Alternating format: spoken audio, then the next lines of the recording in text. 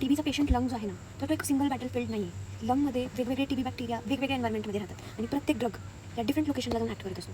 Rapidly growing bacteria आहेत inside the lung cavities, oxygen rich area असतो bacteria, आणि मग हे बॅक्टेरिया आहे ना रॅपिडली डिवाइड करतं. आणि हिरो ड्रग इथं आयसोनियाझाईड येतो, कारण की isoniazid acts based on actively multiplying bacilli आणि कॅव्हिटी आहे war zone with fast soldiers. नंतर तिथं आयसोनियाझाईड गेलं फॉर फास्ट डिवाइडिंग बॅक्टेरिया आणि स्लो मल्टिप्लाइंग बॅक्टेरियासाठी मॅक्रोफेजेसमध्ये ॲसिडिक इन्फ्लेम आणि तिथं कोण जाणार आहे, पॅराझिनामाइड जाणार तिथं. का, कारण की पॅराझिनामाइड हे ॲसिडिक एन्व्हायरमेंटमध्ये चांगलं काम करतो. सो नंतर स्पॉल्टर्स म्हणजे की इंटरमिटेंटली डिवाइडिंग द ग्रोअर्स असतात स्पॉल्टर्स म्हणजे, आणि ते केशस नेक्रोटिक एरिया मटेरियलमध्ये ते ग्रो करत असतात, डिवाइड करत असतात. हे डिवाइड ऑन अँड ऑफ म्हणजे कधी डिवाइड करतात कधी नाही करत. आणि तरी रिफाम्पिसिन आपल्याला माहिती काय, डीएनएचं ते डीएनए डिपेंडंट आरएनए पॉलिमरेजला हिट करतो आणि मग इंटरमिटेंटली मल्टिप्लाइंग बॅक्टेरियाला हा किल करतो. केशस मटेरियल चीज वेव आणि तिथं hunter waiting outside the cave rifampicin. Dormant bacteria जे की लॉंग पिरियडसाठी झोपलेले बॅक्टेरिया असतात ना, ते are dangerous because they later cause relapse. आणि तो कोण बेडाकुलिन काम करतो. बेडाकुलिन कसं आहे, एटीपी सिंथेसला ब्लॉक करणार आहे. का, कारण की it works on the dormant bacilli by inhibiting ATP synthase bacteria lose their energy. So sleeping bacteria bedaquiline removes the battery power. Then multi drug therapy बघायची तर why not just give one antibiotic, imagine using only isoniazid. मग काय होईल, fast bacteria लवकर मरतील, slow bacteria survive होतील, fast bacteria मरतील, slow bacteria survive होतील, डॉर्मेंटवाले सर्वाइव्ह होतील आणि रेजिस्टन्स डेव्हलप होईल त्या आयसोनियाझाईडला. त्याला जो ॲक्टिवेट करणारा जो एन्झाईम असेल ना, तर तो बदलेल. मग ते आयसोनियाझाईड ॲक्टिव्हली त्याला किल नाही करू शकणार. आणि मल्टिपल ड्रग्स जर कंबाईन असतील तर काय होईल, ड्रग रेजिस्टन्स प्रिव्हेंट होईल, रिलॅप्स प्रिव्हेंट होईल, रिड्यूस ट्रान्समिशन रिड्यूस होईल, फास्टर स्प्युटम कन्वर्जन होईल आणि मॉर्टॅलिटी कमी होईल आणि म्हणजे लोकांची मॉर्टॅलिटी आणि शॉर्टन द ट्रीटमेंट ड्युरेशन. हे सगळे MDT दिल्याचं काय काय बेनिफिट आहे ते पाहिलं. प्रिन्सिपल ऑफ टीबी ट्रीटमेंट, आधीच्या 2 महिने नंतरच्या 4 महिने, आधीच्या 2 महिन्यात 4 ड्रग द्यायचे HRZE आणि नंतरच्या 4 महिन्यामध्ये HRE झेड रिमूव्ह केला, कारण की तो काय करतो बघून घेऊयात. सो आता मी जे सांगितलं तेच लिहिलं. आधीच्या इंटेन्सिव्ह फेजमध्ये रॅपिडली किल करायचं, now intense attack phase, massive military attack to quickly reduce the bacterial load. नंतर कंटिन्युएशन फेज 16 वीक्स असतो, म्हणजे 4 महिन्याचा असतो. HRE द्यायचं. गोल काय, की किल द पर्सिस्टन्स, जे अजूनही हिडन डॉर्मेंट सर्वायवर आहे त्यांना मारायचं, सो दॅट पुढे जाऊन ते रिलॅप्स प्रिव्हेंट करतील. After war police search hidden क्रिमिनल्सला मारायचं धरून. Sometimes CP continuation phase can be extended to 24 weeks, म्हणजे 18मध्ये अजून म्हणजे 2 महिने वाढवायचे, 6 महिने.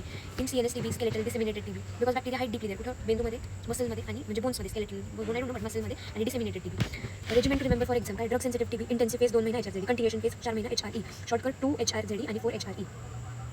New versus previously treated TB कसं आहे, न्यू केस आली, पेशंट आहे नेवर टूक अँटी TB ड्रग और टूक लेस दॅन 1 मंथ. प्रिव्हियसली ट्रीटेड केस आली, टूक anti TB drug for more than 1 month. म्हणजे काय डेफिनेशन काय की तुम्ही न्यू आणि प्रिव्हियसली ट्रीटेड TBला कसं डिफरन्शिएट करा. जर न्यू केस असेल तर त्याला कधीच आधी त्यांनी घेतली नाही किंवा 1 महिन्याच्या अंतर्गत घेतली, आणि जर प्रिव्हियसली ट्रीटेड TB आलाय तर तो त्यांनी 1 महिन्यापेक्षा जास्त किंवा 1 महिना ट्रीटमेंट अँटी TBची घेतलेली आहे. न्यूअर ड्रग्स कोणते आहेत, डेलामॅनिड, आधी आपण बेडाकुलिन बघितलं होतं, बेडवरती ना ते स्लीप झोपत होतं त्या TBला एनर्जी कमी करून त्याची. नंतर डेलामॅनिड आहे नेक्स्ट, डेलामॅनिड, लिनेझोलिड, रिपर्पस्ड अँटी TBमध्ये कोणकोणते बघायचे, लिनेझोलिड, क्लोफाझिमाइन, लिनेझोलिड, क्लोफाझिमाइन, देन तो रिलॅक्सवाला चहा पित होता, कॉफी पित होता, नाव काय तो एक, आणि दुसरा ती एक मुलगी होती, 2 बहिणी होत्या त्या, आणि 2 बहिणी त्या सिलास्टॅटिन अँड एमिपेनेम, आणि ते मोनोबॅक्टम्समधले एक एमिपेनेम होतं आणि एक एमिपेनेम होतं. जाऊ दे, आधी काय करतो हे बघ. डेलामॅनिड मेकॅनिझम काय, मिथॉक्सीमायकोलिक ॲसिड, कीटोमायकोलिक ॲसिडला बनवणं बंद, म्हणजे सेल वॉल नाही बनवणार delamanid. So TB loses protection and dies. Then works on the drug resistant TB, has post antibiotic effect. Okay, works on replicating आणि डॉर्मेंट बॅसिला आहे, दोन्हीवरती काम करतो, त्याच्यामुळे बॅक्टेरिसाइडल इफेक्ट आहे. लोएस्ट MIC आहे, सो व्हेरी पोटेंट आहे. Adverse effects nausea, vomiting, dizziness, QT prolongation by this delamanid. जो ड्युलकर्सल आहे ना, तर तो मायकोलिक ॲसिड नाही बनवत, सेल वॉल नाही फॉर्म करत, TB मरून जातो आणि works on all these condition, आणि त्याच्यामध्ये पोस्ट अँटीबायोटिक इफेक्ट आहे, म्हणजे तुझा हाफ लाईफ संपल्यानंतरही त्याचा इफेक्ट दिसून येणार आहे. आणि बॅक्टेरिसाइडल आहे, QT प्रोलॉंगेशन, बघ ड्युलकर्सल म्हणा ऑब्वियसली, आणि QT प्रोलॉंगेशन करायला पाहिजे, सगळ्यांचे हृदयाच त्यांनी जिंकलंच पाहिजे. अवॉइड विथ बेडाकुलिन, मॉक्सिफ्लॉक्सासिन आणि clofazimine, because all of them prolong the QT interval. Linezolid जो आहे तर तो ऑक्साझोलिडिनॉन्समधला आहे, तो ओरिजिनली अँटीबायोटिक आहे, now use in drug resistant TB. का बरं, त्याची लॉंग टर्म, त्याचं लिमिटेड यूज का बरं आहे, तर लॉंग टर्म टॉक्सिसिटी करतो, बोन मॅरो सप्रेशन करतो, पेरिफेरल न्यूरोपॅथी कॉज करतो, आणि this can be irreversible. Usually 600 milligram once daily in TB देतो आपण. क्लोफाझिमिन ओरिजिनली अँटीलेप्रेसिक ड्रग आहे, पण ट्युबरक्युलोस्टॅटिक पण स्टरलायझिंग ॲक्टिव्हिटी आहे, so use in drug resistant TB. क्लोफाझिमिन WHO group C मध्ये येतो. TB treatment therapy, TB preventive therapy, TPT. त्याच्यामध्ये ना हू नीड्स प्रिव्हेंशन, कोणाला, children less than 6 years in contact with TB patient. Drug यांच्यामध्ये आयसोनियाझाईड प्रिव्हेंटिव्ह थेरपी द्यायची, 10 milligram per kg per day for minimum 6 month. म्हणजे असे एक लेकरू आहे जे 6 वर्षापेक्षा कमी आहे आणि त्याचा कॉन्टॅक्ट आला TB पेशंटसोबत, तर आपण त्याला कोणता ड्रग देणार, आयसोनियाझाईड प्रिव्हेंटिव्ह थेरपी, आयसोनियाझाईड द्यायचं, आणि किती, त्याच्या पर kg वेट आपण त्याला 10 मिलीग्राम द्यायचं, आणि कधी 6 महिने चालू ठेवायचं. But first rule out active TB. Never start ITT if active TB exist. Active TB असेल तर त्याला आयसोनियाझाईड नाही द्यायचं. TB आणि लिव्हर डिसीज प्रॉब्लेम काय, many anti TB drugs are hepatotoxic. कारण की liver enzymes are already high liver डिसीजमध्ये, तर doctor modifies the regiment and avoids multiple hepatotoxic drugs. So इथे आयसोनियाझाईड, रिफाम्पिसिन, पायराझिनामाइड हे हेपॅटोटॉक्सिक आहे, ते नाही दिले जात. इथामिटॉल कंपॅरेटिव्हली सेफर असतो, तर हे सगळं बघून घे. H hits fast growers, R remove the spurters, Z zaps the acidic slow growers, आणि E enhances protection against resistance. So hit rapidly and zap everything. Why does TB need multi drug therapy, explain bacterial sub populations. तर bacterial sub population असतो ना टीबीमधला, त्याच्यामध्ये काही rapidly multiplying bacillus असतात, काही slow multiplying आणि काही स्पर्टर्स इंटरमिडिएट म्हणजे ऑन ऑफ त्यांची ग्रोथ चालू असते, काही डॉर्मंट असतात म्हणजे fast growers, slow growers, on off आणि डॉर्मंट.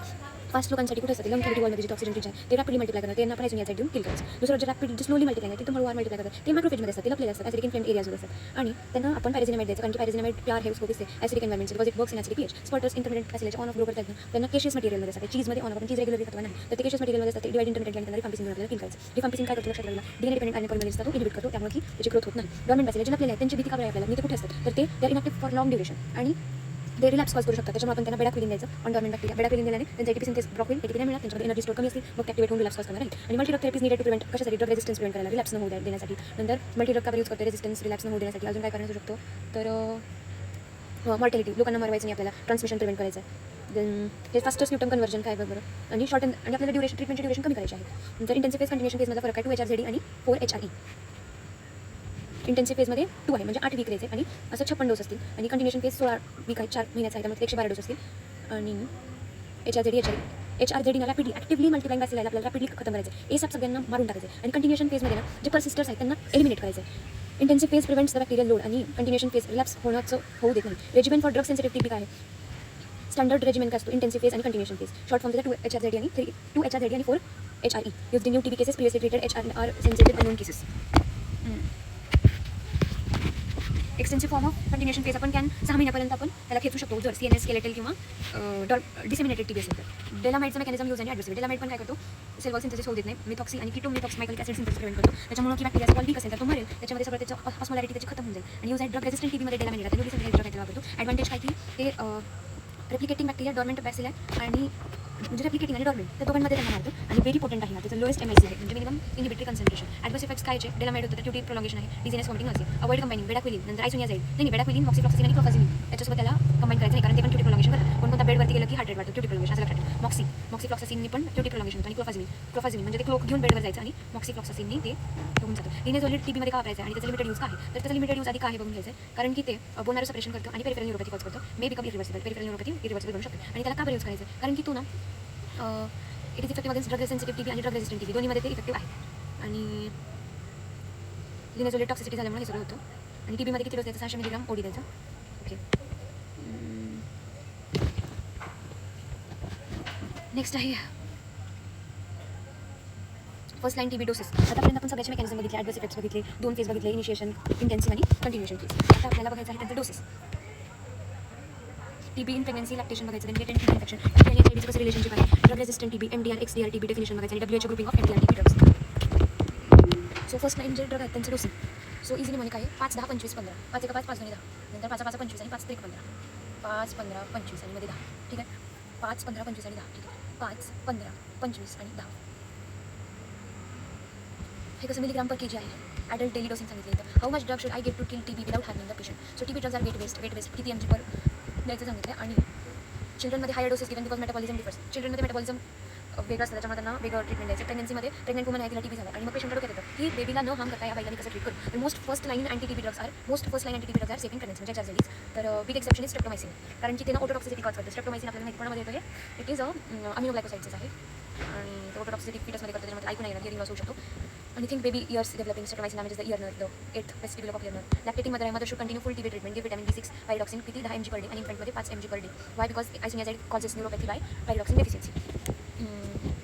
लेटेंट टीबी इन्फेक्शन झाले. लेटेंट म्हणजे टीबी जो आहे बॉडीमध्ये आहे पण तो डिसीज कॉज करण्याऐवजी झोपला आहे, हिडन आहे, तो काही सिम्पटम नाही दाखवत, एक्सरे फाइंडिंग नाही, ॲक्टिव्ह डिसीज नाही, मग काय होणार आहे पण बॅक्टेरिया प्रेझेंट आहे बरं, दॅट इज लेटेंट टीबी. आणि हे गरजेचं काय, कारण की बॅक्टेरिया प्रेझेंट आहे, लेटर इम्युनिटी जेव्हा फॉलो होते ना आपली कोणत्याही कारण असतं तेव्हा हा टीबी रिॲक्टिवेट होतो. आणि याच्या ठिकाणी ट्रीटमेंट काय द्यायची, isoniazid for at least 6 months, prevent the progression to active TB disease.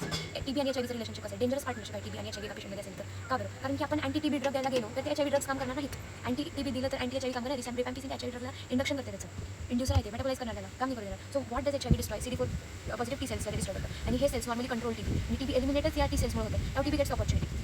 Defences weak आहेत, टाइम टू स्प्रेड आहे. So HIV increases the risk of TB आणि TB most common opportunistic infection in HIV patients आहे. HIV पेशंट्समध्ये CD4 T cells कमी होतात, त्याने करून की इम्युनिटी तुमची ढासळते आणि मग टीबी येऊन तुम्हाला इन्फेक्शन करतं. याचं prevention all HIV patients receive isoniazid preventive therapy to prevent the TB infection. Then drug resistant TB काय ना, इमॅजिन एक टीबी बॅक्टेरिया जो की smart TB bacteria become smart criminals, they learn how to escape the drug, म्हणजे basically resist झाले. हां, ते bacteria आहे त्यांनी त्या ड्रगला मारू नको म्हणून ते स्वतःला बदलले त्यांनी आणि त्या ड्रगला बेड्यात काढते. This becomes drug resistance TB आहे, डेंजरस आहे, ट्रीट करायला डिफिकल्ट आहे, लॉंगर ट्रीटमेंट लागतं, एक्सपेन्सिव्ह ड्रग्स लागतात, मोर टॉक्सिक मेडिसिन्स लागतात. So types of drug resistant TB mono आणि पॉली रेजिस्टंट आहे. मोनो रेजिस्टंट टीबीमध्ये resistance to only first line drugs, anti TB drugs only. For example only isoniazid resistance आहे. पण poly drug resistant TB म्हणजे resistant to more than one first line drug. म्हणजे first line drug आपले 4 आहे, त्याच्यामध्ये फक्त एकच ड्रगचे रेजिस्टन्स असेल तर दॅट इज मोनो रेजिस्टंट, आणि मोर दॅन वनचे असेल रेजिस्टन्स तर that is poly drug resistant TB. But poly drug resistant म्हणजे नॉट बोथ आयसोनियाझाइड आणि रिफॅम्पिसिन टुगेदर. हां, पण त्याच्यामध्ये आयसोनियाझाइड एच आणि आर सोबत नसेल, एच सोबत ई असू शकतं, एच सोबत झेड असू शकतो. मल्टी ड्रग रेजिस्टंट टीबीमध्ये काय म्हणतो की रेजिस्टंट टू, इथं मोनो पॉलीचा डिफरंट असते आणि मल्टीचा डिफरंट असते. मल्टीमध्ये काय तर resistance to isoniazid and rifampicin with or without resistance to others. This is the most important definition. Multi drug resistance TB 17 वेळा म्हणतो, पण त्याचा अर्थ कळा जेव्हा की आयसोनियाझाइड आणि रिफॅम्पिसिन दोन्हीला बॅक्टेरिया त्याला मारू देत नाही आणि त्याच्यासोबत दुसरे ड्रगचं रेजिस्टन्स असू शकतं किंवा नसू शकतं. So MDR H resistant, rifampicin resistant to rifampicin with or without resistance to other drugs, managed by MDR TB only, extensively XDR TB म्हणजे extensively drug resistant TB. आता नाही तर सुपर विलन झाला आहे TB, ऑलरेडी रेजिस्टंट टू तो आयसोनियाझाइड आणि rifampicin आहे, आणि परत and also now resistant to fluoroquinolones, levofloxacin, moxifloxacin plus injectable second लाईनला सुद्धा तो कॅनामेसिन आणि कॅसिन सुद्धा ऐकत नाही. मी तर तुम्हाला मारू देणार नाही, हट्ट धरून बसेन. That becomes extensively drug resistant TB. So MDR FQ resistance and injectable resistance. WHO grouping of MDR TB drugs काय आहे की imagine WHO creating an army, group A, group B आणि ग्रुप सी. WHO आहे world health organization, तो एक army तयार करतोय, group A, group B आणि ग्रुप सी. ग्रुप ए मध्ये स्ट्रॉंगेस्ट सोल्जर्स आहेत, तिथे कोण येणार आपले फ्लोरोक्विनोलॉन्स, लिव्होफ्लॉक्सासिन, मॉक्सिफ्लॉक्सासिन. नंतर न्यूअर ड्रग्स येणार, बेडाक्विलिन आणि लिनेझोलिन, जे की रिपर्पस आहे, ठीक आहे, स्ट्रॉंगेस्ट सोल्जर्स आहेत. So A for awesome drugs आणि दीज आर चोजन फर्स्ट. कोणते फ्लोरोक्विनोलॉन्स, दुसरा बेडाक्विलिन आणि रिपर्पस ड्रग लिनेझोलिन. ग्रुप बी मध्ये बॅकअप सोल्जर आहे. बॅकअप कोण की हे बघ मल्टी ड्रग रेजिस्टंट TB आहे. म्हणजे इथे कोणाकोणाची रेजिस्टन्स आहे कळलं का तुला? आयसोनियाझाइड रिफॅम्पिसिन सोबत तर आहेच आहे. इथं आपण टाईप ऑफ रेजिस्टन्स बघितलं, लक्षात आहे. आधी मोनो रेजिस्टंट बघितला, नंतर पॉली बघितला. पॉलीमध्ये आयसोनियाझाइड इथॅम्ब्युटामॉल सोबत किंवा आयसोनियाझाइड पॅरेझेनामाइड सोबत. आणि थर्ड मल्टी ड्रगमध्ये MDR TB, ज्याच्यामध्ये की रिफॅम्पिसिन आणि आयसोनियाझाइड सोबत आहेतच, त्याच्यासोबत दुसरे ड्रग पण आहेत. हां, आणि रिफॅम्पिसिनमध्ये फक्त रिफॅम्पिसिन आहे. एक्सटेन्सिव्हली ड्रग रेजिस्टंट म्हणजे इथे फर्स्ट लाईन आयसोनियाझाइड रिफॅम्पिसिन रेजिस्टंट आहे, पण इथं फ्लोरोक्विनोलॉन्सला पण आणि सेकंड लाईन इंजेक्टेबल्सला पण आहे. तर आणि हे झालं एक्सटेन्सिव्हली रेजिस्टंट. आता आपण काय बघतोय MDR TBचे ड्रग्स बघतो. MDR मध्ये काय रिफॅम्पिसिन आणि आयसोनियाझाइडला तर होतच होतं. त्याच्यासोबत मध्ये आता बघा आपण ते ड्रग नाही घेऊ शकतो. ग्रुप ए मध्ये हे टाकले आणि ग्रुप बी मध्ये बॅकअप क्लोफाझिमिन आणि सायक्लोसिनॉल टेरिझिनॉल टाकलं, CC क्लोफाझिमिन, सायक्लोसिनॉल, टेरिझिनॉल. देन ग्रुप सी मध्ये एक्स्ट्रा रिझर्व आर्मी टाकले. तिथे कोण टाकलं H आणि आरचं रेजिस्टन्स आहे, तर मग इथे इथॅम्ब्युटॉल, पॅरेझेनामाइड, टेलामॅनिड, एमिपेनेम, सिलास्टॅटिन. एमिपेनेम सिलास्टॅटिन सोबत का देतात याचं एक उत्तर बघून घे. देन अमिकॅसिन, मेरोपेनेम, एथिओनामाइड आणि प्रोथॅनामाइड आणि बस. हे बाकीचे उरलेले सगळे जे आहेत ना हे याच्यामध्ये टाकले. पहिल्यामध्ये लिव्होफ्लॉक्सासिन, मॉक्सिफ्लॉक्सासिन, बेडाक्विलिन, लिनेझोलिन, हे तर लक्षात राहिलं. LBL. देन ग्रुप सी मध्ये हे CC टाकले आणि उरलेले सगळे जे आहेत ना ते याच्यामध्ये टाकलेले आहेत. आणि ग्रुप सी कधी वापरतो आपण जेव्हा A आणि B इन्सफिशियंट असतात तेव्हा. तर या प्रकारे पूर्ण आपला अँटी TB वाली गोष्ट संपलेली आहे. MDR आणि XDR मधला फरक आणि मोनो आणि पॉलीमधला फरक जाणून घ्या. देन प्रेग्नन्सीमध्ये स्ट्रेप्टोमायसिन अवॉइड करायचं कारण की ओटोटॉक्सिसिटी होते. LTBI चा अर्थ काय? HIV मध्ये IPT रेकमेंडेड, MDR मध्ये HR रेजिस्टंट, XDR मध्ये MDR पण आहे, FQ आणि इंजेक्टेबल पण आहे. ग्रुप ए मध्ये लिव्होफ्लॉक्सासिन, मॉक्सिफ्लॉक्सासिन, बेडाक्विलिन आणि लिनेझोलिन. देन हे प्रश्न बघ, स्ट्रेप्टोमायसिन का बरं आपण कॉन्ट्राइंडिकेट केलं. Then latent TB cases, LTBI latent TB infection आणि ते कसं होतं ट्रीटमेंट, त्याच्या ट्रीटमेंटमध्ये आयसोनियाझाइड देतो 6 महिन्यासाठी.